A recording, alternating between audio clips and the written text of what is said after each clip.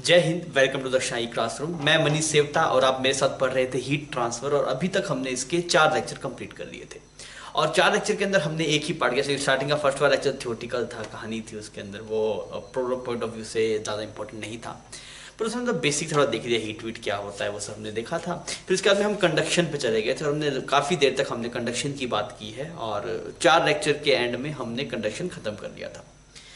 आज हम शुरू कर रहे हैं बच्चों 5th लेक्चर ना आपके पास में। अब आप याद कीजिए, थोड़ा फर्स्ट लेक्चर के बारे में थोड़ा याद कीजिए ना। फर्स्ट लेक्चर में आपको याद आएगा कि भाई साहब 3 मेथड बताए थे हीट ट्रांसफर के। एक कंडक्शन बताया था, उसकी कहानी हम खत्म कर चुके हैं।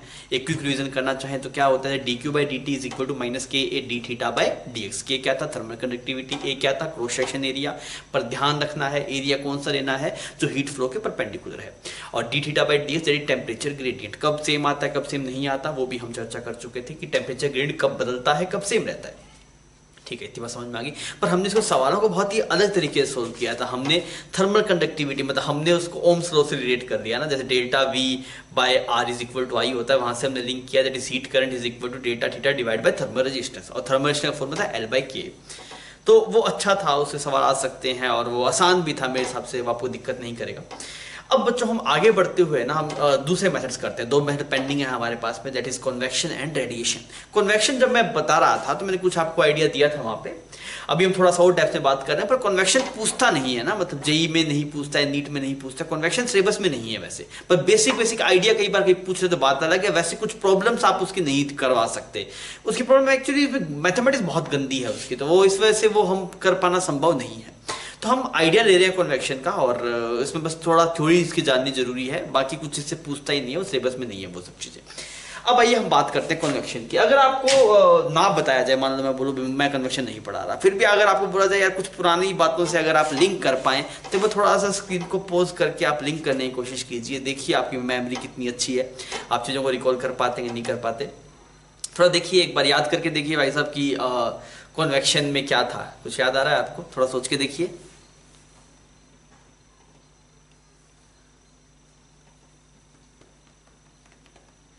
कुछ सुना लग रहा है, कुछ याद आ रहा है? चलो ठीक है, अब अपने बात कर लेते हैं। आई होप आपने सोच किया होगा, आपकी मेमोरी अच्छी होगी। नहीं है तो बादाम खाइए सुबह शाम और ढंग से चीज़ें याद रखिए, डॉक्टर बनिए, फिर उसके बाद में जो करना वो करिएगा। तो हम बात करते हैं कन्वेक्शन की। कन्वेक्शन में देख, कंडक्शन में क्या था, अब मेरी बात सुन सही ढंग से सुनना ना। कंडक्शन के अंदर क्या था कि जो हीट फ्लो होती है उसमें मटेरियल मूव नहीं करता, मटेरियल वहीं पे रहता है, हीट आगे प्रोपेगेट कर जाती है, इसकी हम चर्चा करते हैं। कन्वेक्शन थोड़ा उल्टा है। कन्वेक्शन में क्या है, जो मीडियम है या फिर जो आपके पास में मीडियम के पार्टिकल्स हैं वो खुद जाएंगे हीट को लेके खुद जाएंगे। जैसे मान लीजिए मैंने यहाँ से हीट ली और हीट को लेके अब मैं खुद जा रहा हूँ, तो मैं आपके पास मीडियम हो गया ना जिसके थ्रू हीट जा रही है, तो मैं मीडियम खुद मूव कर रहा है। कंडक्शन में क्या था, मैंने हीट लेता था आगे देता था, फिर वो आगे देता, फिर वो आगे देता था, तो ऐसे हीट ट्रांसफर हो जाया करती थी कंडक्शन में, पर मटेरियल खुद मूव नहीं करता। अब क्या मैं क्या, अच्छा हीट है लाओ दो, हीट लेके मैं चला गया। ठीक है, इस तरीके का फंडा है आपके पास कन्वेक्शन के अंदर। सबसे पहले अपने डेफिनेशन की बात कर लेते हैं। डेफिनेशन थोड़ी सी खूबसूरत राइटिंग में नहीं लिखी गई, राइटिंग मेरी अच्छी नहीं है, आई होप आप उसे इग्नोर कर पाएंगे। तो इसमें क्या लिखा हुआ, when heat is transferred from one point to other through actual movement of heated particle, the process of heat transfer is called as convection. Clear? जब आपके पास में एक्चुअल मूवमेंट होता है पार्टिकल्स का और हीट फ्लो, वो पार्टिकल्स ही heat लेके जाते हैं आपके पास, तो ये जो प्रोसेस है आपके पास में ये कन्वेक्शन है। और कन्वेक्शन हमारी प्रैक्टिकल लाइफ के लिए बहुत जरूरी है। अगर ऐसा ना होता तो बहुत दिक्कत होती है भाई साहब, पानी वानी गर्म करने में बहुत दिक्कत होती। अभी ये चीजें बहुत आसानी से हो जाती है, बहुत सारे आप आग से हाथ सेक पाते हैं, आग हाथ गर्म कर, बहुत सारी चीजें। तो ये थोड़ा सा उसके डेप्थ में चलते हैं, थोड़ा समझते हैं। कुछ बात हम फर्स्ट लेक्चर में कर चुके थे, कुछ हम थोड़ी और कर लेते हैं। देखिए अब आप पहले मेरी बात को समझिएगा। पहले जैसे मान लीजिए कंटेनर है, ये कंटेनर है बच्चों, इसके अंदर हमने क्या किया, यहां पे नीचे आग लगा दी ना इसके, जैसे किसी के जीवन में आग लगती है वैसे आग लगा दी। ये अजीब सी आग है, मान लीजिए कैसे आग लग रही है, दिस इज फायर। ठीक है जी, ये आग है।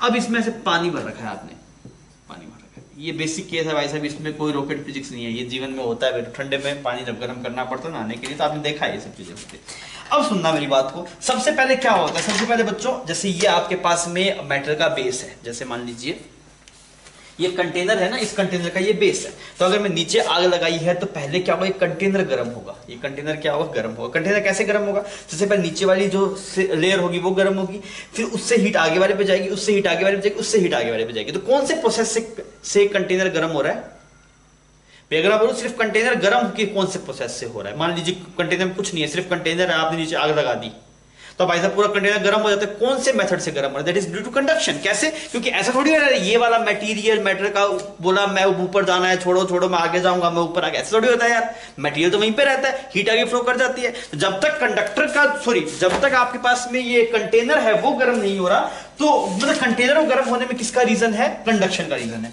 तो हम बोलेंगे temperature of container, temperature of container rising because of कौन सा मेथड भाई? Conduction method. अरे ये चौंकना चाहिए, सिंपल सी बात है, इस पे बहुत 3-4 लेक्चर से कहानी गा रहे हैं, ये समझ में आना चाहिए। ठीक है, टेम्परेचर ऑफ कंटेनर बढ़ेगा किसकी वजह से? कंडक्शन की वजह से। बहुत बढ़िया। अब सुन मेरी बात, अब कहानी में थोड़ा सा ट्विस्ट लेके आते हैं। जैसे जैसे ये गर्म हो रहा है सब, फिर ऊपर वाली लेयर भी गर्म होगी, कंटेनर की ऊपर वाली लेयर गर्म होगी। अब इसके ऊपर पानी पड़ा है, इसके ऊपर क्या पड़ा है? पानी।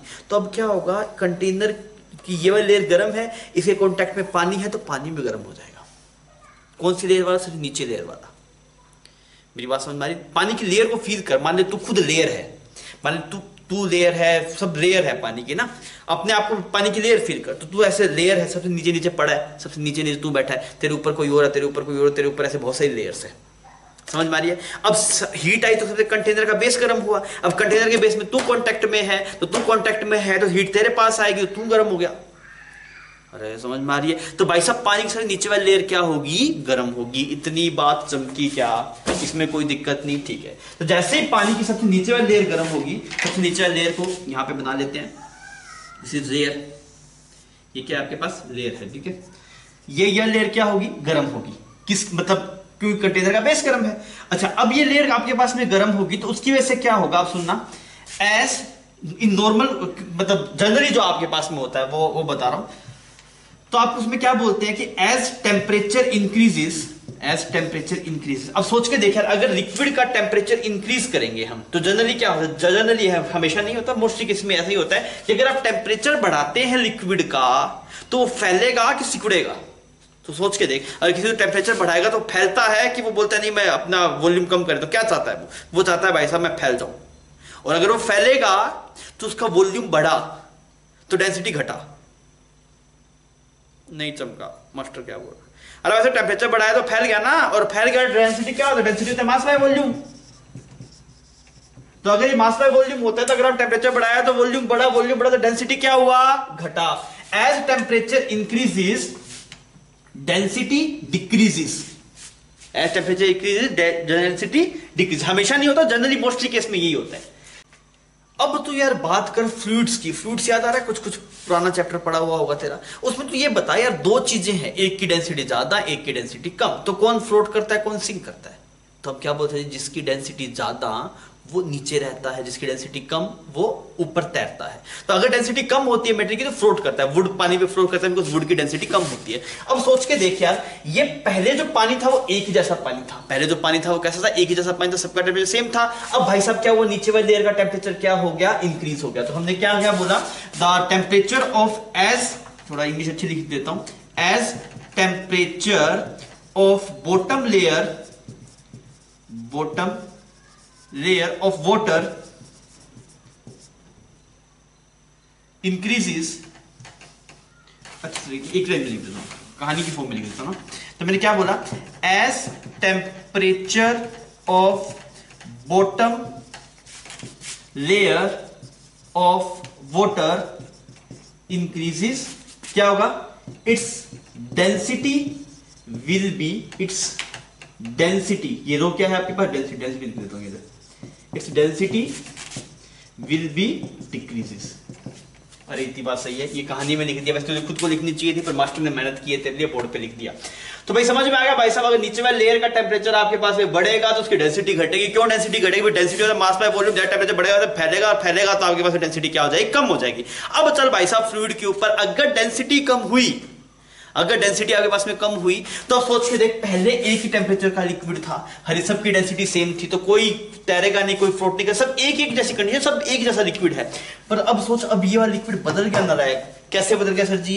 इसने अपनी डेंसिटी को कम कर दिया। अभी डेंसिटी कम कर दिया, बोला भाई साहब मेरी डेंसिटी कम है, तुम सबकी डेंसिटी ज्यादा है, तो मुझे तैरना है। तो भाई साहब तैरना तो ऊपर चला जा। अरे मेरी बात समझ में आ गई?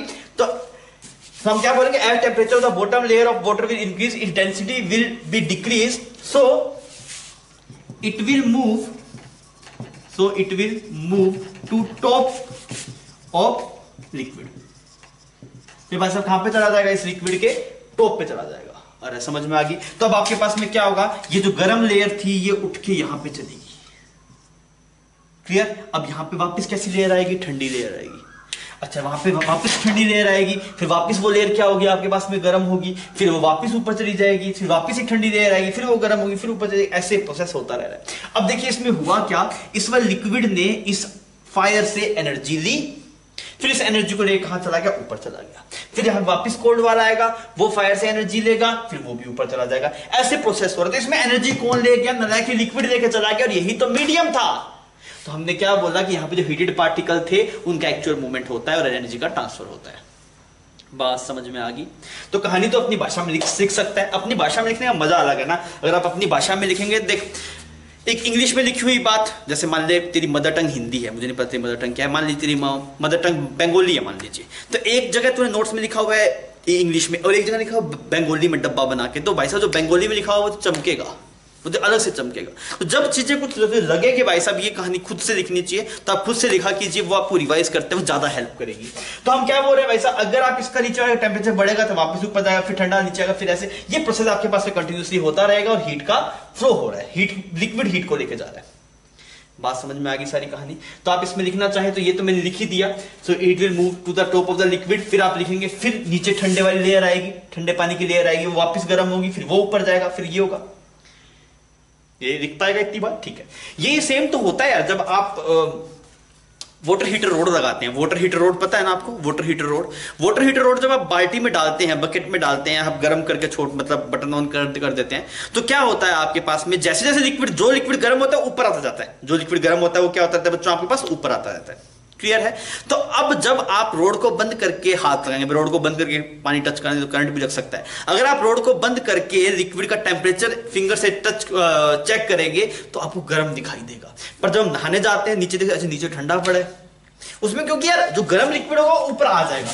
जैसे आपने इलेक्ट्रिक रोड इसके अंदर डाली तो गर्म लिक्विड ऊपर आ गया, नीचे ठंडा लिक्विड है, तो अब आपके पास में क्या ऊपर से टच किया तो आपको इसका टेम्परेचर मिला। अब हमें ऐसा लगा भाई, हमने फिजिक्स नहीं पढ़ा, हमें लगा भाई पूरे का टेम्परेचर वो होगा, पर पूरे का नहीं होता क्योंकि नीचे ठंडा पानी है। ये बात समझ में आ रही है। तो क्योंकि जो जैसे लिक्विड गर्म होगा वैसे वैसे वो ऊपर आता रहेगा, तो आप ऊपर से टच करके देखेंगे तो आपको फील नहीं आएगी। नीचे से कोई तरीका होता टच करने का, नहीं होता है, बकेट में फिंगर डाल के नीचे से क्या टच करूंगा मैं भी, मान ले कोई तरीका होता तो नीचे से आप नीचे टेम्परेचर चेक करेंगे, दैट विल बी, आपको बता दे भाई एक्चुअल नीचे वाले का टेम्परेचर कितना है, ऊपर का टेम्परेचर अलग होगा, नीचे का टेम्परेचर आपके पास अलग होगा। मेरी बात समझ में आ गई, ठीक है। सेम फिनोमेनन तो आपके पास में तब होता है जब हम बहुत कड़ाके की ठंड पड़ रही होती है, हम लकड़ियां वकड़ियां जला के मस्ट बोन फायर चल रहा होता है, अभी चल रहा है क्या खेतों में गांव में कहीं, तो ये तो होता ही रहता होगा, लकड़ियां जला दी, बस उसको बढ़िया दिखाने के लोग बोन फायर नाम देते हैं। कुल मिला के मुद्दा ये लकड़ियां डाल के हाथ सेक रहे हैं, तो आपने यहाँ पे लकड़ियां डाल दी और वुड्स डाल के उसके ऊपर उसको मतलब इग्नाइट कर दिया, वो जल रहा है। अब आपको ठंड के टाइम मस्त आप ऐसे हाथ सेकते हैं, ऐसे करते हैं। अब उसमें क्या फंडा है, देख जो तेरे पास में एयर उसके पास में होती है, फायर के पास में होती है, जो एयर फायर के पास में होगी तो वो क्या होगी, गर्म हो जाएगी। जो हवा आपके पास में एयर के पास में होगी वो गर्म हो जाएगी, वो गर्म होगी तो बोलिए भाई साहब मैं गर्म हो गया, मुझे फैलना है मतलब क्या करना है, वॉल्यूम बढ़ाना है, डेंसिटी घटानी है, तो उसकी डेंसिटी घटेगी, बाकी एयर की डेंसिटी ज्यादा, तो ठंडी एयर नीचे आएगी, गर्म एयर ऊपर जाएगी। बात समझ में आ रही है। तो गर्म एयर कहां जाएगी आपके पास, ऐसे ऊपर जाएगी, फिर वहां पे वापस ठंडी एयर आएगी, वो गर्म होगी, फिर ऊपर जाएगी। जब हाथ आप ऊपर रखते हैं तो आपको जो हीट मिलती है वो कौन सी एयर से मिलती है, जो गर्म होकर ऊपर की तरफ आ रही है, आप मस्त वहां पे हाथ सेक पाते हैं। बात समझ में आ गई। अब कैंडल को भी देखिए ना, कैंडल क्या चाहता है, कैंडल चाहता है मैं उड़ जाऊं। आप अगर उस कैंडल की जो फ्रेम है, फ्रेम को फ्रेम की शेप देखते हैं ना, आप ऐसे होते हैं, ऊपर उड़ना चाहती है पर वो उड़ नहीं पाती, क्योंकि नीचे से फ्यूल, उसको फ्यूल कंटिन्यूस मिल रहा होता है, क्योंकि वो चाहती तो है कि जैसे जैसे वो एयर वहां पे जल रहा है उसकी डेंसिटी कम हो रही है आपके पास में, उसकी डेंसिटी कम हो रही है तो वो अपलिफ्ट होने की कोशिश करती है, वो जो फ्रेम है आपके पास में, पर वो कॉन्टैक्ट में नीचे से फ्यूल में इस वजह से कंटिन्यूस शेप आपके पास बनी रहती है। पर मान लीजिए अगर आप स्पेस में जाके ऐसा करें, मतलब आपके पास में मतलब एयर वेयर होना चाहिए, ऐसा नहीं है कि वैक्यूम हो, वैक्यूम में नहीं जलेगा कैंडल, पर मान लीजिए एक ऐसी जगह पे जहां पे आपके पास में ग्रेविटी वाला सिस्टम, थोड़ा समझाता हूं ना फिर आपको मजा आएगा वो समझने में। मान ले ग्रेविटी ना हो, कन्वेक्शन में ग्रेविटी का बहुत तकड़ा रोल है। मतलब ये बात लोग बोलते हैं भाई साहब कन्वेक्शन में ग्रेविटी का बहुत तकड़ा रोल है, अगर ग्रेविटी नहीं होगा तो कन्वेक्शन नहीं होगा। अब तू पहले खुद से सोच भाई साहब ऐसा क्यों बोलना हुआ किसी ने, ग्रेविटी का रोल क्यों है कन्वेक्शन के अंदर, उस पर थोड़ी चर्चा करके बता। सोचना ना, मतलब दिमाग लगाना, मतलब हर एक चीज स्पून फीडिंग नहीं चाहिए ना, हर एक चीज आपको सिखाया जाए वो जरूरी नहीं। खुद से सोच के देख कि भाई साहब ग्रेविटी नहीं होगा तो क्या होगा, ग्रेविटी नहीं होगा तो कन्वेक्शन क्यों नहीं होगा, क्या रीजन है। सोचा क्या, तो हमने क्या लिखा, gravity is required for convection. अगर ग्रेविटी नहीं होगा तो कन्वेक्शन नहीं होगा। अपनी देसी भाषा में लिखे तो इस बात को लिख लेना। क्यों सर जी ग्रेविटी रिक्वायर्ड है, अब सोच के देख यार, ये जो हम बोलते हैं भाई साहब ये हल्का लिक्विड ऊपर चला गया, भारी नीचे आ गया, ये सब किसकी वजह से होता है, ग्रेविटी की वजह से होता है, क्योंकि इसमें बाइंड फोर्स ज्यादा है। अरे समझ में आ रहा है आपको, बाइंड फोर्स ज्यादा है तभी ना, तो अगर आप इस ग्रेविटी नहीं होगा तो बाइंड फोर्स ही नहीं होगा।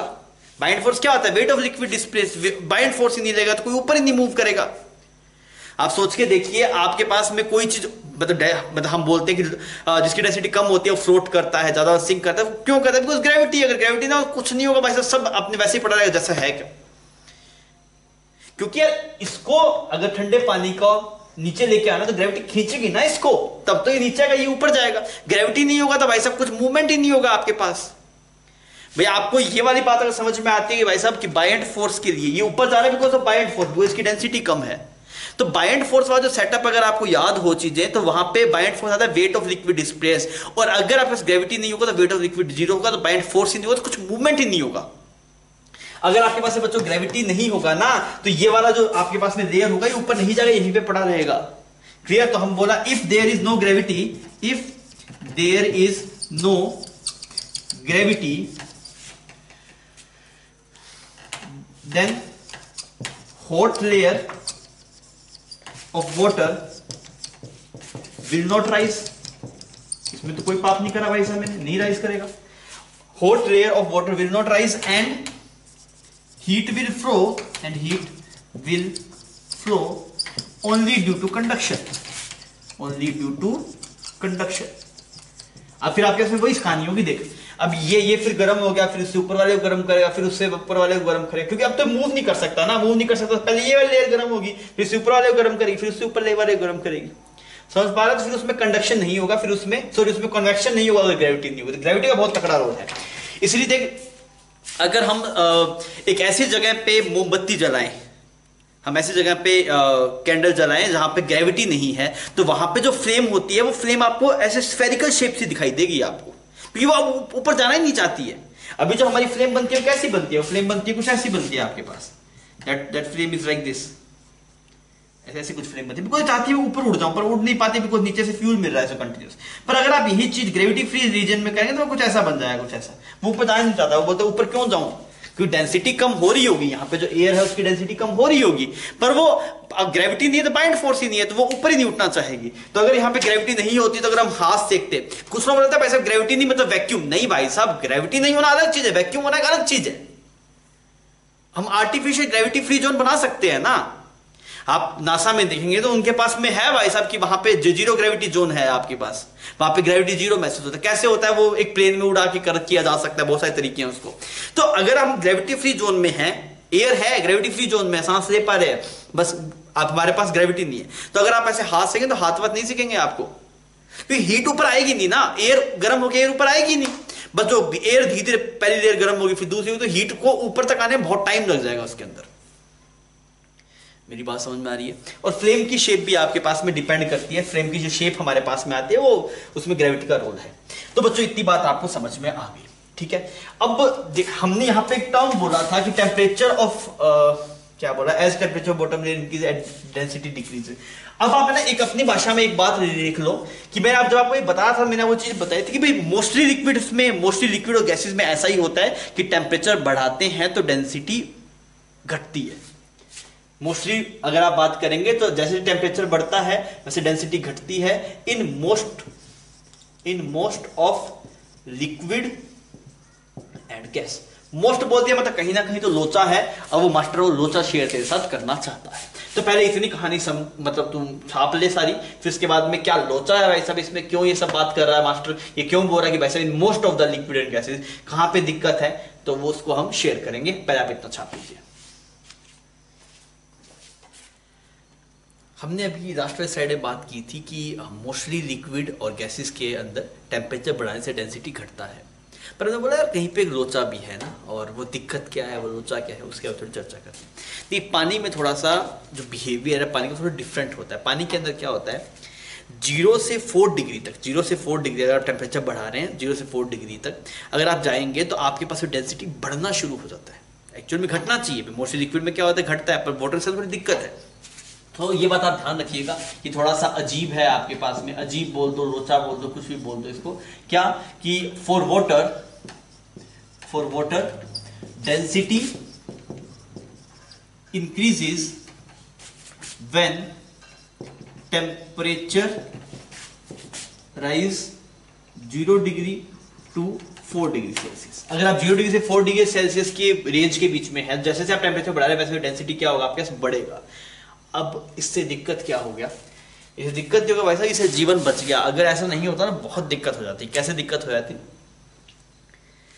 अगर तूने कहीं फील किया हो तो तूने अगर मान ले कोई ठंडी जगह पे तो कभी गया हो जहाँ पे पानी जम जाता है, ऐसी जगह पे कभी गया है क्या, कोई अच्छी ठंडी जगह पे, गजब ठंडा पड़ रहा है, मतलब गजब, ले लद्दाख इधर हिमालय साइड में बढ़िया, तो वहां पे क्या होता है लेक की लेक जम जाती है। और अगर आप मतलब पोलर्स एरिया में चले जाएंगे वहां पे बहुत ज्यादा ठंड है, -30 -40, वहां पे समुद्र के समुद्र जम जाते हैं आपके पास, पूरा सी आपके पास फ्रीज हो गया, पूरी लेक फ्रीज होगी। लेक फ्रीज तो दिख जाता है आपको, श्रीनगर में भी दिखाई दे जाएगा लेक फ्रीज हुआ, पर अगर आपको पूरा सी फ्रीज हुए देखना है तो आपको पोलर्स पे जाना पड़ेगा। नॉर्थ पोल पे आप देखेंगे अंटार्कटिका साइड में, तो वहां पे आपके पास पूरा जो सी है वो सी का सी फ्रीज हो जाता है।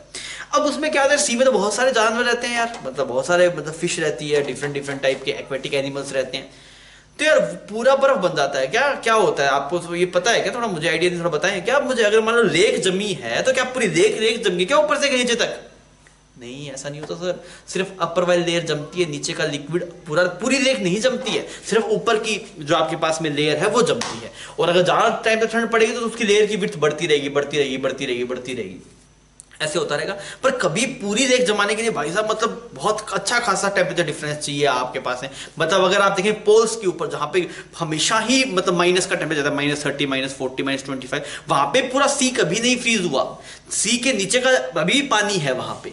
तो सर ये कहानी क्या है, ये क्यों है? और अगर वो पानी नहीं होता ना, अगर मान ले हम देखेंगे पोल्स के ऊपर, नॉर्थ पोल पे, वहां पे अंटार्कटिका में, वहां सब अगर सी के नीचे पानी नहीं होता तो एक्वेटिक लाइफ ही नहीं होती। मछली बर्फ में नहीं तैर सकती ना भाई, मछली बर्फ में कैसे जाएगी, ऐसे फैल जाएगी, कुछ होगा ही नहीं उसका। भाई साहब मछली को तैरने के लिए पानी चाहिए भाई साहब, फिश को, कोई भी एक्वेटिक एनिमल उसको पानी चाहिए। तो अगर पूरा सी ही फ्रीज हो जाता तो भाई साहब एक्वेटिक लाइफ खत्म हो जाती, तो वो बहुत बड़ी दिक्कत होती। मतलब हमारे इकोसिस्टम के लिए बहुत बड़ा चैलेंज है कि भाई साहब पूरी सी लाइफ मतलब पूरा एक्वेटिक लाइफ खत्म हो जाए उस सब रीजन का जहां पे वाटर फ्रीज हो जाता है। तो ऐसा नहीं होता है, नीचे आपके पास वाटर रहता है। आप अगर डिस्कवरीज कर देखते हो जो लोग वहां पे रहते हैं तो क्या करते हैं, पहले उसको ड्रिल करते हैं, ड्रिल करके उस आइस की लेयर को तोड़ते हैं, फिर नीचे जाके फिशिंग करते हैं, मतलब उसमें कुछ लेके जाके फिश मार के लेके आते हैं। ऐसा देखा है ना आपने? तो कितना ही ठंडी जगह क्यों ना हो, उसके नीचे पानी आपको मतलब चाहे पूरा सी फ्रीज हो गया, मतलब सी का अपर सी पूरा फ्रीज हो गया, तो उस सी के कुछ हो सकता है भाई साहब, कोई 4 सेंटीमीटर की लेयर होगी, 5 सेंटीमीटर की होगी, 2 फीट की होगी, बहुत ज्यादा ठंडा है तो, पर नीचे पानी होगा ही होगा। और उसी की वजह से एक्वेटिक लाइफ जिंदा है अभी तक हमारे पास। अब सुनिए यार, ऐसा मतलब वो क्यों है, उसके लिए ये वाली प्रॉपर्टी बहुत सही है। अगर आपसे कभी कोई बोले भाई साहब कि सी के बॉटम मोस्ट पॉइंट का, सी के जो सी है उसके जो सबसे नीचे वाली लेयर उसका टेम्परेचर कितना होगा, पानी होगा, सी के नीचे पानी होगा ना आपके, ऊपर वाली लेयर फ्रीज भी होगी, मान लीजिए नीचे पानी होगा आपके पास, तो उसके जो बॉटम मोस्ट लेयर का जो टेम्परेचर होगा that will be 4 degree Celsius. क्यों 4 डिग्री सेल्सियस होगा सुनिए। देखो मान लीजिए यहाँ पे आपके पास में ऐसे ये आइस की लेयर बन गई आपके पास में ना, यहाँ पे ऐसे आइस की लेयर बन गई, नीचे वाटर है आपके पास में, क्लियर। अब क्या क्या कर रहा है, अब ये आइस के थ्रू हीट यहाँ पे फ्लो कर रही है, यहाँ पे हाई टेम्परेचर है आपके, मतलब अंदर का टेम्परेचर आपके पास में ज्यादा है, क्योंकि बाहर का टेम्परेचर मान लो कुछ है आपके पास में -30 डिग्री सेल्सियस, यहाँ का टेम्परेचर कितना है, कुछ मान लो 0 डिग्री सेल्सियस है, क्योंकि आइस और वाटर दोनों का कॉन्फिगरेशन है, आइस लेयर का मिक्सचर होगा तो हमेशा 0 डिग्री होगा। तो इस वाले इसके जस्ट पास में जो पानी है इसको 0 डिग्री सेल्सियस है, तो हीट क्या होती है, हाई टेम्परेचर लो टेम्परेचर तरफ जाती है, आइस से हीट फ्लो करती है with the help of conduction, और फिर यहाँ पे एक नई आइस की लेयर फॉर्म हो जाती है। सिमिलर ये प्रोसेस आपके पास में होता रहता है। पर यार आप सोच के देखिए, जो आपके पास में कोई लेक होगी या फिर आपके सी है, तो उसमें बहुत पानी होता है, उस पूरे पानी को जमा पाना संभव नहीं है। अब क्या होता है, सबसे नीचे कौन सा पानी, सबसे नीचे वो पानी जो सबसे भारी होगा, और सबसे भारी पानी कौन सा है, सबसे भारी पानी वो जिसकी डेंसिटी सबसे ज्यादा होगी। सबसे नीचे जो वाटर होगा उसकी डेंसिटी क्या होगी, हाईएस्ट होगी। वो जिसकी डेंसिटी ज्यादा होती है वो नीचे रहता है, जिसकी डेंसिटी कम होती है वो ऊपर रहता है। तो आप देखेंगे सबसे नीचे जो आपके पास में वाटर होगा उसका जो टेम्परेचर होगा, that temperature will be 4 degree Celsius. क्यों? क्योंकि आपको पता है कि वाटर की डेंसिटी 0 से 4 डिग्री तक क्या करती है, आपके पास में बढ़ती है। तो आपको जो हाईएस्ट जो आपको डेंसिटी मिल सकती है वो कब मिलेगी, 4 डिग्री सेल्सियस पे। तो जो सी के जो नीचे वाले जो सबसे सी बेड से जो के पास में जो पानी होगा उसका टेम्परेचर हमेशा 4 डिग्री होगा। चाहे आपके पास ऊपर ठंड हो चाहे गर्मी हो, दोनों में ही नीचे 4 डिग्री होगा। क्यों? अगर गर्मी होगी तो ऊपर जो पानी होगा उसका टेम्परेचर कुछ 20 डिग्री सेल्सियस होगा, और नीचे भारी पानी होगा, भारी कौन सा, जिसका 4 डिग्री होगा। तो ये वाला पानी नीचे रह जाता है यहां तक, और ये हीट मतलब इतना कभी हो ही नहीं पाता कि भाई साहब पूरी जमते जमते नीचे सी बेड जम जाए। उसके लिए कभी ये संभव हो ही नहीं पाता, बिकॉज उसके लिए मतलब कितना तेरे पास में मतलब बहुत पानी है, तो वो पॉसिबिलिटी है ही नहीं आपके पास में। मेरी बात समझ में आ रही है? तो अगर कभी आपको पूछा जाए भाई साहब कि सी के बॉटम जो सी बेड है उसके पास में जो पानी होगा उसका टेम्परेचर कितना होगा, that temperature will be always 4 degree Celsius. Is it clear? कोई दिक्कत नहीं है।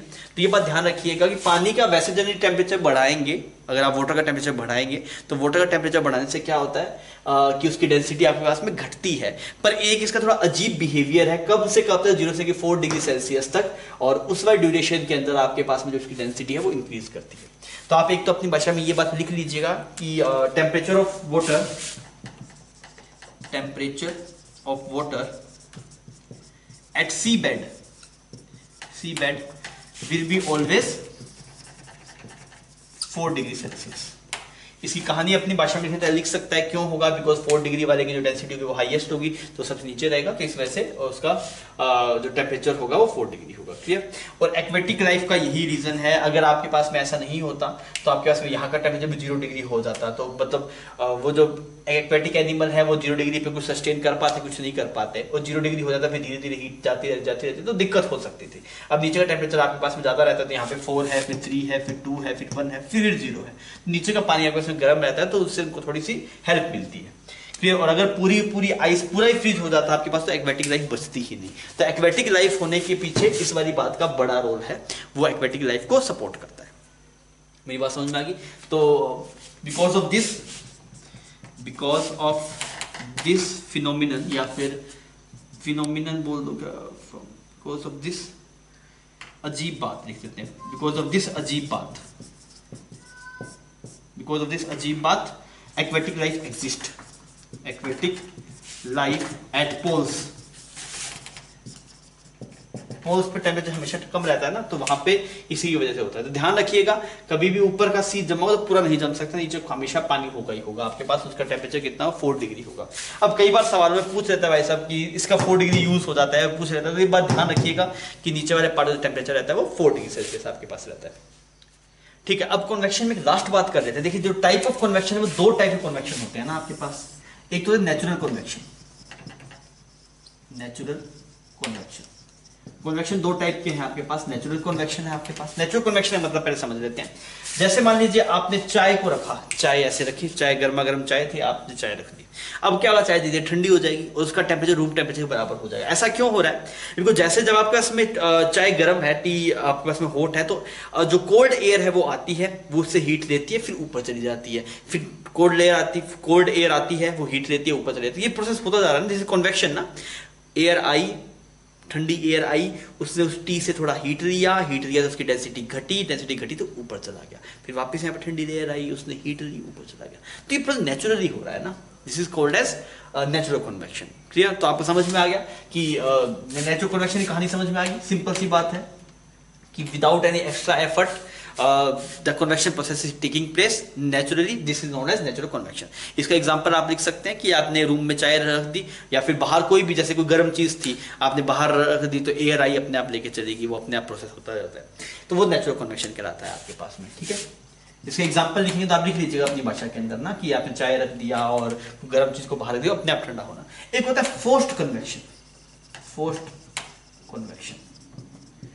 इसमें कोई फोर्स किया जाता है भाई साहब कन्वेक्शन जल्दी जल्दी हो। जैसे इसमें अगर मान लीजिए आपको चाय है, आपको चाय ठंडी करने में कोई ज्यादा जल्दबाजी नहीं है, आप बोल रहे हैं आराम से ठंडी हो जाएगी पी लेंगे, तो आपने चाय रख दी, आप मस्त अपना टीवी देख रहे हैं, किताब पढ़ रहे हैं, जो भी आप कर रहे हैं करते रहिए, अपने आप चाय ठंडी हो जाएगी। पर आप बोले नहीं भाई साहब बहुत जल्दी है, फटाफट वीडियो देखना है, वीडियो आया हुआ है, तो आप क्या करेंगे, चाय को फूंक मारेंगे, ऐसे करता है तू, सब करते हैं ऐसे।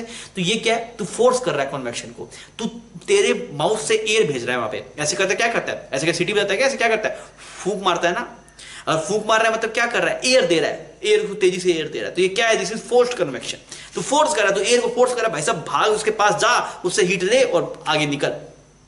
अरे यही तो है, फूंक मारने से क्या होता है भाई, फूंक मारने चाय ठंडी होती है, क्यों होती है चाय ठंडी, बिकॉज आप फूंक मारते हैं तो एयर जाती है फोर्सली उसके पास में, एयर फोर्सली उसके पास में जाएगी, उससे हीट लेके फिर आगे जाएगी, फिर आप वापस एयर को भेजेंगे, वापस जाएगी, फिर वापस करेंगे, this is called as force convection. तो ये तो हम अपनी प्रैक्टिकल लाइफ में करते हैं, पर अगर आप ऑटोमोबाइल्स में देखेंगे, जितनी भी कार है आपके पास में, इन सब चीजों में अगर आप देखें तो बाहर रेडिएटर लगा रहता है।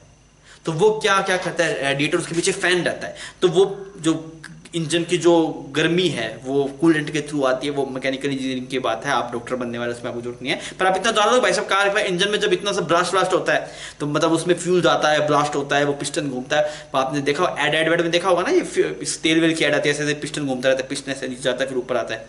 तो वो सब जब होता है तो भाई साहब अच्छी खासी एनर्जी निकलती है। अब उस एनर्जी को गाड़ी से बाहर भी तो निकालना है, अगर नहीं निकाले तो गाड़ी का इंजन बहुत गर्म हो जाएगा, बहुत गर्म हो जाएगा तो वो मेल्ट हो जाएगा। तो हम क्या करते हैं, वो हीट है वो कूलेंट के थ्रू आती है, एक कूलेंट एक चीज है, वो हीट को लेके बाहर आ जाता है, फिर रेडिएटर पे पास जाता है, रेडिएटर के पीछे फैन लगाता है, वो हवा फेंकता है, मतलब वो फोर्स कन्वेक्शन है ना, हवा फेंकता है, तो वहां से वो हीट निकल जाती है। समझ में आ गया, नेचुरल कन्वेक्शन, फोर्स कन्वेक्शन, इतना ही पार्ट है। इसकी मैथमेटिक्स हमारे सिलेबस में नहीं है, और इसकी मैथमेटिक्स अगर आप अब तो डॉक्टर बन रहे हैं, फिर भी अगर आप इंजीनियरिंग भी करते हैं ना, तब भी आप बहुत डेप्थ में नहीं पढ़ सकते कन्वेक्शन को, बिकॉज कन्वेक्शन का गणित बहुत अजीब है थोड़ा। तो कुछ कुछ इसमें चीजें हैं जो हमारी हेल्प करती है कन्वेक्शन समझने में, उसमें थोड़ा बहुत पार्ट हम कर लेंगे लास्ट में। एक न्यूटन्स लॉज ऑफ कूलिंग है, वो उससे थोड़ी बात बन सकती है, तो आपको से आइडिया लग जाएगा कोई चीज कितनी देर में ठंडी होगी, कितनी में गर्म होगी, वो सब चीजें हम वहां पे देख लेंगे। पर इसकी जो मैथमेटिक्स की कहानी थी वो यहीं तक थी, कन्वेक्शन को हम यहाँ पे खत्म कर रहे हैं। ठीक है कन्वेक्शन, बाय बाय। अब अपने इससे आगे चलते हैं, और आगे बढ़ते हुए अब हम करते हैं लास्ट वाला मेथड ऑफ हीट ट्रांसफर, क्या नाम था उसका, radiation. Clear, that is interesting, हम उसे करेंगे, और उसमें बहुत सी चीज थ्योरेटिकल सी है ना, तो आपको वन बाय वन सब समझना है। ठीक है बच्चों, इतनी बात छाप लीजिए, आपको जो मन करे कहानी वाली लिखने का वो आप लिख लीजिए, फिर अपने आगे बढ़ते हैं। ये आपके पास में कन्वेक्शन की थ्योरी है, जो आपको थ्योरी मॉड्यूल में भी गिवन है, इसमें सब बातें लिखी हुई है। एक बार आप इसे गो थ्रू कर सकते हैं, स्क्रीनशॉट खींच लीजिए, और एक बार आप इसे सही ढंग से पढ़ लीजिए। इसमें वो सब बातें हैं जो हमने यहाँ पे अभी डिस्कस की थी।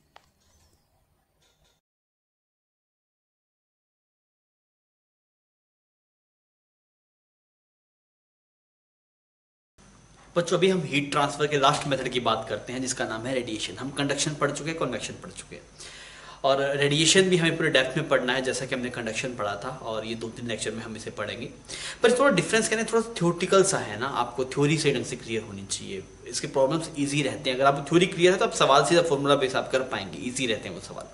पर आपको थ्योरी बहुत ढंग से क्लियर होनी चाहिए, इसमें मतलब बहुत सारे टर्म्स है आपके पास, वो सब टर्म्स आपको क्लियर होना चाहिए। तो आप लेक्चर को बहुत ढंग से देखिएगा ना, एक एक चीज़ उसे ढंग से समझने की कोशिश कीजिएगा, और मैं कोशिश करूंगा एक एक चीज़ आपको बढ़िया ढंग से समझा दूँ। देखिए रेडिएशन क्या है, रेडिएशन अगर आप सिंपल एक वर्ड देखें रेडिएशन, वैसे रेडिएशन का मतलब क्या होता है, रेडिएशन ईएम वेव को रेडिएशन बोलते हैं। कौन सी वेव को, ईएम वेव। ये क्या होता है, ये होता है इलेक्ट्रोमैग्नेटिक वेव। क्लियर, रेडिएशन किसको बोलते हैं, रेडिएशन ईएम वेव को ही रेडिएशन बोलते हैं। वैसे अगर आप देखेंगे radiation method of heat transfer है, पर रेडिएशन का सिंपल मतलब देखेंगे रेडिएशन क्या, रेडिएशन ईएम वेव का दूसरा नाम है रेडिएशन। ईएम वेव मतलब इलेक्ट्रोमैग्नेटिक वेव, इलेक्ट्रोमैग्नेटिक वेव। ठीक है जी। अच्छा, ये इलेक्ट्रोमैग्नेटिक वेव का नाम से क्या समझ में आ रहा है थोड़ा सा, अगर देखें क्या, अगर मैं जो कोई बोले इलेक्ट्रोमैग्नेटिक वेव, इलेक्ट्रोमैग्नेटिक वेव, अगर मान लो आप क्लास में कोई भेज दे कि जाओ जाके इलेक्ट्रोमैग्नेटिक वेव के बारे में बताओ, और आपको घंटा नहीं पता वैसे इलेक्ट्रोमैग्नेटिक वेव क्या होता है, तो आप नाम से क्या पकड़ेंगे, आप नाम से बोलने से इलेक्ट्रो मतलब इलेक्ट्रिक फील्ड, मैग्नेटिक मतलब मैग्नेटिक फील्ड, मतलब इस वाली वेव के अंदर इलेक्ट्रिक फील्ड और मैग्नेटिक फील्ड क्या होते हैं, दोनों होता है। तो आप क्या बोलेंगे, इलेक्ट्रोमैग्नेटिक वेव के अंदर क्या है, both electric and magnetic fields are present and they are oscillating, and they are oscillating. अगर आप ईएम वेव की बात करें तो ईएम वेव बहुत सारी चीजें हैं पढ़ने को, मतलब 12th क्लास के अंदर एक पूरा चैप्टर है ईएम वेव के अंदर। तो मैं सारी बात बताऊंगा, बहुत सारी बातें हैं करने की भाई। ये electric field magnetic field oscillate करते हैं, दोनों डायरेक्शन परपेंडिकुलर होती है, वेव वाले डायरेक्शन में जाती है, बहुत सारी बातें। पर एक बार थोड़ा बेसिक आइडिया आप ले लो कि भाई साहब कभी कोई ईएम वेव का पूछे तो आप उसको थोड़ा बहुत बता पाए। ईएम वेव के अंदर क्या होता है भाई साहब, इलेक्ट्रिक फील्ड और मैग्नेटिक फील्ड होता है। एक डायरेक्शन में ऐसे इलेक्ट्रिक फील्ड होता है, एक डायरेक्शन में मैग्नेटिक फील्ड, दोनों परपेंडिकुलर है। जैसे इस वाले हाथ की तरफ इलेक्ट्रिक फील्ड, इस तरफ मैग्नेटिक फील्ड है, ये दोनों कम ज्यादा होते रहते हैं, ऐसे ऑसिलेट करते हैं। इलेक्ट्रिक फील्ड की वैल्यू भी कम ज्यादा हो रही है, ऐसे ऐसे ऑसिलेट करता है। अरे समझ में आ रहा है, इलेक्ट्रिक फील्ड की वैल्यू कभी कम है फिर बड़ी, मैग्नेटिक फील्ड की वैल्यू बढ़ेगी, ऐसे ऐसे ऐसे ऑसिलेट होते रहते हैं। साथ में आगे भी चलती है वेव।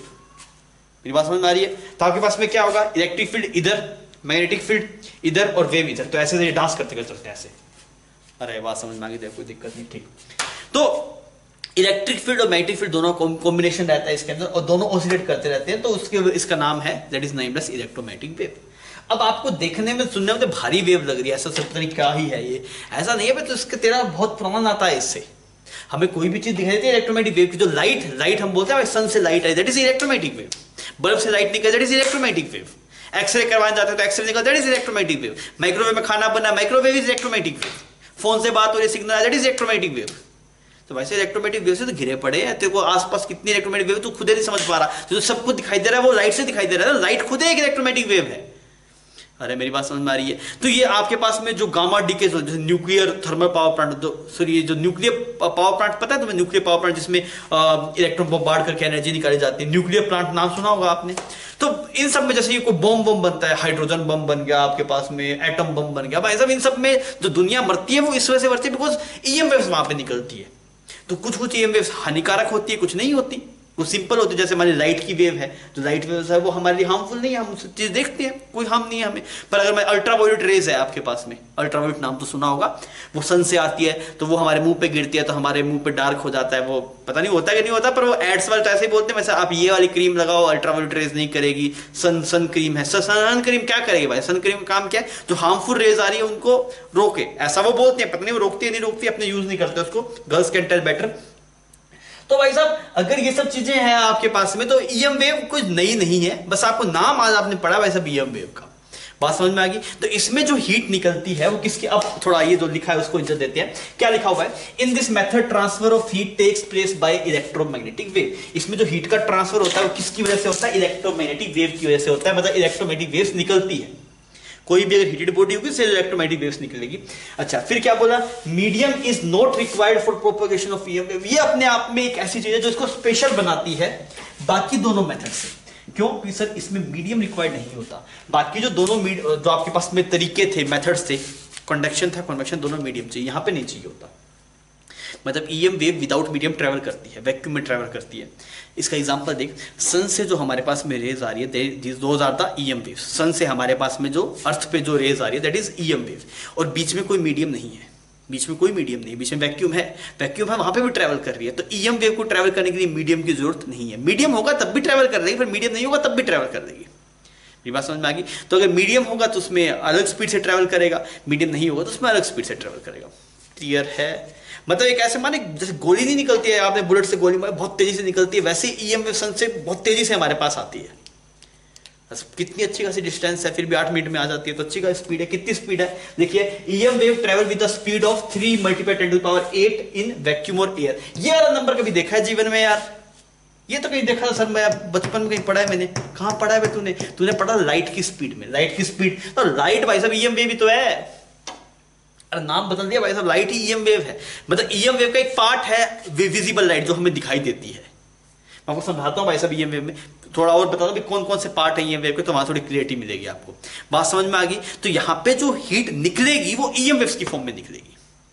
आपको ऐसे वेव्स निकलती हुई दिखाई, मतलब वेव्स आपको कुछ वेव्स दिखती है कुछ नहीं दिखती। जो दिखेगी तो वो जैसे मान कुछ गर्म हो रही है, आपने लोहे को गर्म किया तो डिफरेंट कलर शो करता है ना। कभी आपको डार्क येलो शो कर रहा है, कभी रेडिश कलर शो कर रहा है, कभी थोड़ा सा ब्लूइश कलर शो कर रहा है, ऐसा होता है ना। आप मेटल को गर्म करते हैं डिफरेंट कलर शो करता है टेम्परेचर पे। क्यों? क्योंकि भाई साहब वो मतलब विजिबल रेंज की जो आपके पास विजिबल रेंज की जो आपके पास में ईएम वेव है उसको रेडिएट करता है, वो मेरे आंखों में पहुंचती है।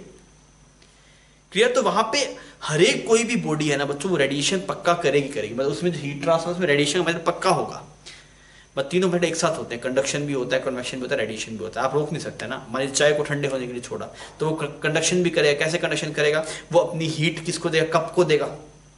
और कप फिर जो आपकी बॉटम में, जैसे मान लीजिए एक टेबल पे रखा हुआ था, वो टेबल को हीट देगा। तो कंडक्शन से भी हीट नहीं कर रही है, कन्वेक्शन से भी नहीं कर रही है, रेडिएशन से भी नहीं कर रही है, बिकॉज वहां पे ईएम वेव्स भी नहीं कर रही होगी। मेरी बात समझ में आ रही है आपको? ठीक है। अब समझिए यार, ईएम वेव के जो पार्ट्स हैं आपके पास में, ईएम वेव एक बड़ी रेंज है, मतलब ईएम वेव के छोटे छोटे पार्ट हैं, उनके डिफरेंट डिफरेंट वेव्स के नाम हैं। अब देखिए मैं बताता हूँ। सबसे कम एनर्जी की जो आपके पास में वेव होती है, दैट इज, हम कौन सी को जानते हैं? हम विजिबल रेंज को जानते हैं। विजिबल रेंज को हम जानते हैं, जिसमें आपको कलर्स दिखाई देते हैं ना, ये ह्यूमन आई जो है वो उसको प्रेडिक्ट कर सकती है।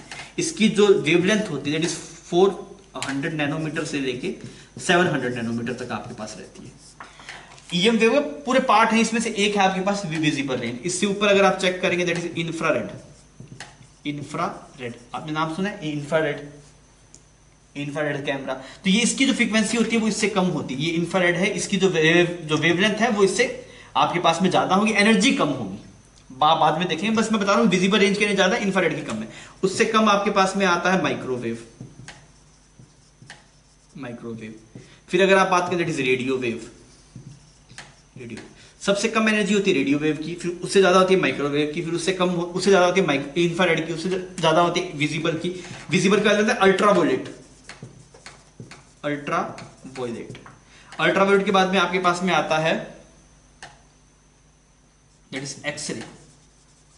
एक्सरे के पास आपके पास में आता है that is gamma ray. Clear? अब सुन बच्चे, इस पूरे का जो नाम है, this all are EM wave, this is all is EM wave spectrum. This is EM wave spectrum. मतलब ईएम वेव की जो डिफरेंट डिफरेंट वेवलेंथ्स हैं उनको हमने डिवाइड करके ऐसे अलग अलग नाम दिए। ईएम वेव इन सबको मिला के ईएम वेव बोलते हैं। हमें जो दिखाई देती है वो विजिबल है, तो ईएम वेव का ही पार्ट है, तो इसको आप लाइट बोलते हैं, विजिबल। इसमें भी आपको समझ में आता होगा भाई साहब, लैम्डा डिफरेंट डिफरेंट होता है, विबग्योर 7 कलर होते हैं एक वाइट लाइट के अंदर। आपने पढ़ा है ना कभी, वो जब उसमें मतलब ये नाम सुना है विबग्योर, एक वाइट लाइट में ये सब कलर होते हैं, पता ठीक है, नहीं तो हम लाइट वाले चैप्टर में इसको पढ़ेंगे। तो ये लाइट वाली रेंज है। इससे ऊपर इंफ्रारेड होती है, ये रिमोट्स वगैरह में जो हम टीवी के रिमोट होते हैं उसमें इंफ्रारेड लाइट निकलती है। अल्ट्रावायलेट जो सन से आती है जिससे हम बचना चाहते हैं। एक्सरे जो एक्सरे आप करवाते हैं वो, ये गामा रे, ये जब न्यूक्लियर रिएक्शन होते हैं तब ये होती है, इसकी एनर्जी बहुत ज्यादा होती है। तो नीचे जाने से एनर्जी क्या हो रहा है, जैसे जैसे आप नीचे जा रहे हैं तो एनर्जी क्या हो रहा है आपके पास में, जो एनर्जी है दैट इज इंक्रीजिंग। अगर आप नीचे की तरफ जा रहे हैं तो एनर्जी इंक्रीज कर रही है, ये बात लिख लीजिए। और नीचे की तरफ जा रहे हैं तो एनर्जी इंक्रीज कर रही है आपके पास में। सबसे कम एनर्जी रेडियो वेव की, फिर माइक्रोवेव, फिर इंफ्रारेड, फिर विजिबल। ये तो इसको आप एज ए चैप्टर पढ़ेंगे। ऐसा नहीं है कि भाई साहब ईएम वेव के बारे में नहीं पढ़ेंगे, हम पढ़ेंगे। पर हम अभी इस चैप्टर में क्या पढ़ना चाहते हैं भाई साहब, ईएम वेव की वजह से रेडिएशन या फिर हीट का ट्रांसफर कैसे होता है, हम उसकी बात करेंगे। क्लियर है? आपको ये सब बातें समझ में आ गई? ईएम वेव का आइडिया लग गया, रेडिएशन की डेफिनेशन समझ में आ गई। इतना छाप लीजिए, फिर आगे बढ़ते हैं। बच्चों हम रेडिएशन में आगे बढ़ते बहुत सिंपल सा टॉपिक करते हैं। उसमें हम बात करेंगे एब्जॉर्प्शन की, रिफ्रैक्शन की और ट्रांसमिशन की। आपको पता है ना, ये आपके लिए नया नहीं है। थोड़ा देखिए ना, ढंग से देखिएगा। अब पूरा चैप्टर थोड़ा ढंग से देखिए, थ्योरी बहुत ढंग से समझिएगा ताकि सवाल करने में आपको दिक्कत ना हो। मान लीजिए ऐसे कोई बॉडी है आपके पास ना, क्लियर बच्चों, इस पे ऐसे कुछ रेडिएशन आ रहे हैं आपके पास। क्यों रेडिएशन बड़ा नाम, जैसे मान लाइट आ रही है, लाइट को फील आती है, पर हर एक ईएम वेव लाइट नहीं है ना, हर एक ईएम वेव लाइट नहीं है आपके पास। मतलब हमें लाइट हम किसको बोलते हैं, विजिबल रेंज को बोलते हैं। तो ईएम वेव जो आपके पास में है वो तो कोई भी रेंज की आ सकती है ना। आपको हीट आती हुई दिख भी सकती है, नहीं भी दिख सकती। अगर आपको दिखाई दे रही है मतलब वो जो हीट आ रही है, जो रेडिएशन है, that is corresponding to the EM wave, sorry that is corresponding to the visible range. और अगर ऐसा नहीं हुआ तो कोई और रेंज का होगा तो आपको दिखाई नहीं देगा। तो हम मान लेते हैं भाई साहब कुछ ईएम वेव आ रही है, कितनी एनर्जी की, क्यू एनर्जी की, कुछ एनर्जी ईएम वेव की एनर्जी आपके पास यहाँ पे इस मेटल के ऊपर गिरी, ये मटेरियल इस पे गिरी। अब क्या होगा, ये क्या करेगा, जैसे कुछ एनर्जी आई, कुछ पार्ट को तो अपने पास रख लेगा, एब्जॉर्ब कर लेगा, खुद का टेम्परेचर बढ़ा लेगा। कुछ को क्या करेगा, रिफ्लेक्ट कर देगा। रिफ्लेक्ट करता है ना वैसा, अगर कोई लाइट जाती है तो कुछ रिफ्लेक्शन होता ही है। अगर रिफ्लेक्शन नहीं होगा तो आपको दिखाई नहीं देगा ना। जैसे मान लीजिए आप किसी चीज को ऑब्जर्व कर रहे हैं, आपके सामने फोन पड़ा है, तो फोन से लाइट आपकी आंखों में तब तो आप देख पा रहे हैं। आप आंख बंद कर लीजिए, कुछ नहीं दिखाई देगा। क्यों नहीं दिखाई दे रहा, आपको लाइट ही नहीं आ रही आंखों के अंदर। तो लाइट आपके पास में जो हमारी आईज है वो विजिबल रेंज को सेंस कर सकती है, इसी तरीके से डिजाइन है वो। अगर आपको कोई रंग नीला दिखाई दे रहा है, इसका मतलब क्या है कि वहां से जो ब्लू कलर की लाइट है, जो आपके पास विजिबल रेंज में हर एक कलर की डिफरेंट डिफरेंट वेवलेंथ होती है। तो अगर आपके आई में कुछ आ रहा है, मतलब वो ब्लू कलर की कोरस्पॉन्डिंग जो लाइट है वो आपकी आईज में आ पा रही है। अगर मान लीजिए आपको कोई ब्लैक दिखाई दे रहा है, इसका मतलब क्या है कि उससे कोई लाइट नहीं है। जब कुछ नहीं दिखता तो आपको ब्लैक दिखाई देती है वो चीज। आप समझिए, देखिए लाइट ना हो, सब बंद हो तो आप क्या दिखाई देगा? ब्लैक दिखाई देगा। तो ब्लैक कलर का मतलब क्या है? विजिबल रेंज की कोई भी लाइट आपकी आंखों में नहीं आएगी तो ब्लैक दिखाई देगा वो कलर। कोई रेड कलर है तो आपकी आंखों में कौन सी वेवलेंथ? हाँ जी, रेड कलर के कोरस्पॉन्डिंग वेवलेंथ आपकी आंखों में आना चाहिए। आपको लगता है ऐसा कैसे? तो ऐसा ही होता है। अगर मान लीजिए आप घर पे कोई कलर करवा रहे हैं तो उस कलर की खासियत क्या है? उस पर जब विजिबल रेंज की लाइट गिर रही है, जैसे मान लीजिए आपने रेड कलर करवाया दीवार के ऊपर, अब आपके उस दीवार के ऊपर अगर कुछ मान लीजिए विजिबल रेंज आपके पास में गिर रही है तो उसमें सिर्फ वो रेड को एमिट करेगा, बाकी सबको एब्जॉर्ब कर लेगा। तभी तो आपको रेड दिखाई देगा। वो ब्लू कलर है, वो सिर्फ ब्लू एमिट करेगा तो वो ब्लू दिखाई देगा। मेरी बात समझ में आ रही है? तो हमें जो ईएम वेव है वो डिफरेंट डिफरेंट हो सकती है। हमें जो दिखती है that is only corresponding to the visible range. अब देखिए, मान लीजिए इस पर कुछ क्यू एनर्जी आपके पास आई तो कुछ तो ये एब्जॉर्ब कर लेगा, क्यों टेम्परेचर बढ़ता है, और कुछ एमिट करना पड़ेगा। अगर वो एमिट नहीं करे तो वो चीज दिखेगी नहीं किसी को। भाई हमें कोई भी चीज पे लाइट गिरती है हमें दिखती तो है ना, आपके सामने कुछ भी है तो वो जो कलर की दिखाई दे रहा है उस कलर की वेवलेंथ आपके पास आ रही है। तो यहाँ पे क्या करेगा? कुछ तो एनर्जी क्या क्या कर देगा? एब्जॉर्ब कर लेगा ना। तो आपके पास में कुछ एनर्जी तो यहाँ पे होगी एब्जॉर्ब्ड इसके द्वारा, ठीक। कुछ क्या कर दिया इसने? कुछ को इसने रिफ्लेक्ट कर दिया, दिस इज रिफ्लेक्टेड। और कुछ को क्या कर दिया बच्चों? इसने ट्रांसमिट कर दिया, दिस इज ट्रांसमिटेड। ये तीन पॉसिबिलिटीज है, या तो वो रिफ्लेक्ट भी कर सकता है, एब्जॉर्ब भी कर सकता है, ट्रांसमिट भी कर सकता है। इनमें से कोई दो पॉसिबिलिटी भी है, हो सकती तीनों पॉसिबिलिटी हो। जैसे ट्रांसमिटेड का मतलब क्या है? जैसे आपके सामने ग्लास है, ऐसे ग्लास लगा हुआ है, ठीक है, आप ट्रांसपेरेंट ग्लास है, आपको ग्लास के बाहर दिखाई दे रहा है। जैसे हमारे विंडोज में लगा रहता है ना ग्लास, तो आप ग्लास के बाहर देख सकते हैं। इसका मतलब क्या? बाहर से कोई लाइट आ रही है तो उस ग्लास को क्रॉस कर पा रही है, तभी तो आपको दिखाई दे रही है। मान लीजिए आपकी आगे वुड लगा तो आपको आर पार नहीं दिखाई देगा उसे, क्यों? क्योंकि उसमें ट्रांसमिटेड नहीं हो रही लाइट। अगर आपके पास में यहां से कोई लाइट आ रही है और ट्रांसमिट हो रही तभी आप उसको देख सकते हैं। अगर मुझे ट्रांसमिटेड नहीं हो रहा तो नहीं दिखाई देगा। तो मान जो ग्लास होता है, ग्लास उसके अंदर ट्रांसमिट होता है, इसलिए आपको इधर कोई चीजों को दिखाई देगी। पर मान लीजिए अगर यहाँ पे कुछ वुडन होता तो आपको नहीं दिखाई देगा, मतलब वहां पर ट्रांसमिटिविटी जीरो। अरे मेरी बात समझ में आ रही है? ऐसे मान लीजिए एब्जॉर्ब करने का है तो वो अगर टेम्परेचर को इंक्रीज कर रहा है तो वो एब्जॉर्ब कर रहा है, टेम्परेचर चेंज नहीं हो रहा तो एब्जॉर्ब नहीं कर रहा। कुछ ना कुछ तो एब्जॉर्ब करे, कोई कम करता है एब्जॉर्ब, कोई ज्यादा करता है। ऐसा ही फंडा रहता है आपके पास। जैसे ब्लैक कलर के जो ब्लैक बॉडीज होती है वो ज्यादा एब्जॉर्ब करती है। क्या होती है ब्लैक बॉडीज? फिर चर्चा करेंगे उनको एक बार। तो अब हम क्या बोलेंगे? मान लेता हूं कि कुछ क्यू हीट गिरी थी और यहां पे जो रिफ्लेक्ट हुई that is R Q. R Q मान लीजिए कुछ रिफ्लेक्ट हुई, आर क्यू मतलब आर फ्रैक्शन इस क्यू का वो रिफ्लेक्ट हो गया आपके पास। यहाँ पे एब्जॉर्ब हुआ तो मान लो ए क्यू एब्जॉर्ब हो गया आपके पास। यहाँ पे ट्रांसमिट हो गया मतलब टी क्यू ट्रांसमिट हो गया आपके पास। अरे सही है। तो आप क्या लिखेंगे? जितनी इंसिडेंट हुई है वो किसके बराबर होना चाहिए? आप अगर देखेंगे इंसिडेंट जो आपके पास में एनर्जी इंसिडेंट है वो किस किसके बराबर होनी चाहिए? Energy reflected plus energy absorbed plus energy transmitted. सही है ये बात, इसमें कोई दिक्कत नहीं। अच्छा, एनर्जी इंसिडेंट कितनी है आपके पास में? वो क्यू है। एनर्जी रिफ्लेक्टेड कितनी? दैट इज आर क्यू है। एनर्जी एब्जॉर्ब कितनी है? दैट इज ए क्यू है। और ये एनर्जी जो ट्रांसमिटेड आपके पास में टी क्यू है। अरे क्लियर है? तो आपको यहां से आप क्या देख सकते हैं? That is R plus A plus T is equal to 1। ये ऐसा सेटअप है आपके पास। यहां पे जो आर है इसको क्या बोलते हैं? Reflectivity. This is named as reflectivity. Clear? ए आपके पास में क्या होगा? एब्जॉर्बिलिटी। एब्जॉर्बिलिटी। टी क्या होगा? ट्रांसमिटिविटी। कई बार से पावर ही बोल देते हैं, दिस इज रिफ्लेक्टिव। आर को बोलते हैं रिफ्लेक्टिव पावर भी बोल देते हैं, इसको एब्जॉर्बिंग पावर ही बोल देते हैं, और इसको ट्रांसमिटिंग पावर ही बोल देते हैं। पर ये स्टूडेंट नाम आप याद रख लीजिए, that is reflectivity, absorbability, transmittivity. ये किस पे डिपेंड करेंगे? This R A T depends upon the material. ये जो आपके पास में आर ए एंड टी है, the value of R A and T depends upon material. कैसे? जैसे मान लीजिए आपके पास में एक ओपेक मीडियम है, मान लीजिए एक ओपेक मीडियम है। ओपेक मतलब एक जिसके आर पार नहीं जा सकता। अगर मैं बात करूं फॉर ओपेक मीडियम, ओपेक का मतलब समझ में आता है ना बच्चों? ओपेक का मतलब जिसके आर पार आप नहीं देख सके, जैसे वुड हो गया, उसके आर पार आप नहीं देख सकते, तो उसमें क्या जीरो, उसमें ट्रांसमिटिविटी जीरो है, वो कुछ ट्रांसमिट ही नहीं कर सकता भाई। अगर ट्रांसमिट कर रहा है आपको कुछ दिखाई देता, कुछ नहीं दिखाई देता, दैट इज उसकी ट्रांसमिटिविटी क्या है, जीरो है। और समझ में आ गई मेरी बात? ठीक है।